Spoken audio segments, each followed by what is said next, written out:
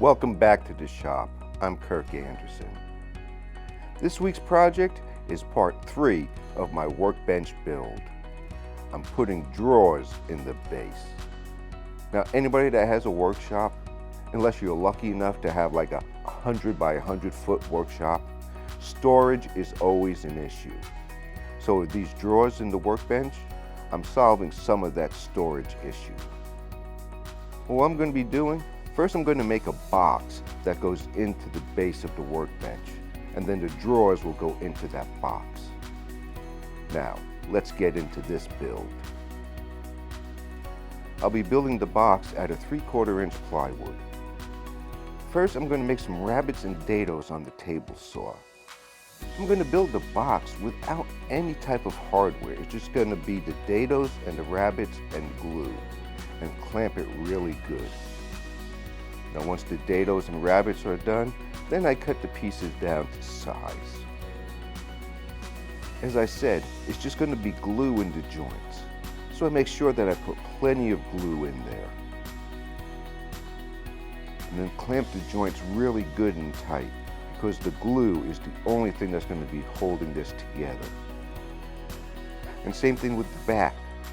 Just glue and clamp it really tight. Well, I didn't use every clamp I have, but I did use quite a few of the longer clamps to get this back nice and secured on there.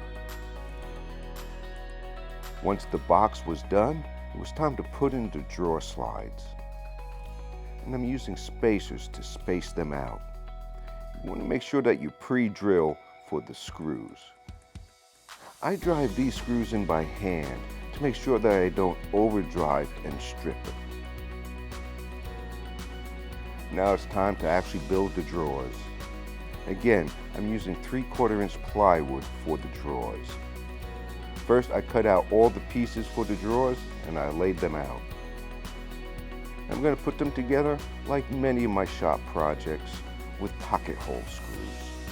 There are a lot of people out there that don't like pocket hole screws, but I tell you this, especially for shop projects, I really do like them. When I'm building other things, like let's say a cabinet or a dresser, I don't use pocket hole screws.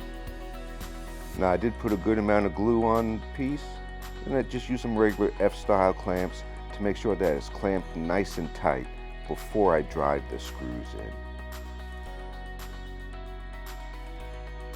Now the bottom of the drawers will just be 1/2 inch plywood. They're just going to be glued and screwed in. And when you're driving these screws in, don't forget to hide what you're doing from the camera with the base of the drill.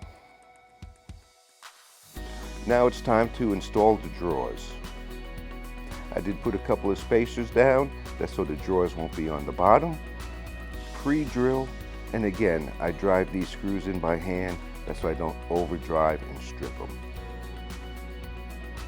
Then carefully pull the drawer out, that's so you can get to the second screw hole. Now once I have the first 2 screws in the drawer, I take the drawer out because it's easier to drive the rest of the screws in when the drawer is removed. Then it's time to put in the drawer fronts.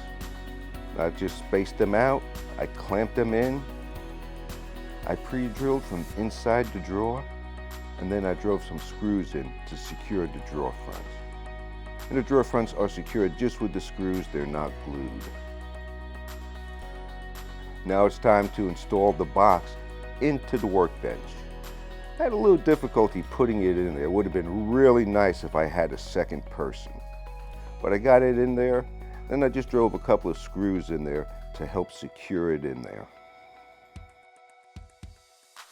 And there it is. The workbench is now complete with a set of drawers for some needed storage.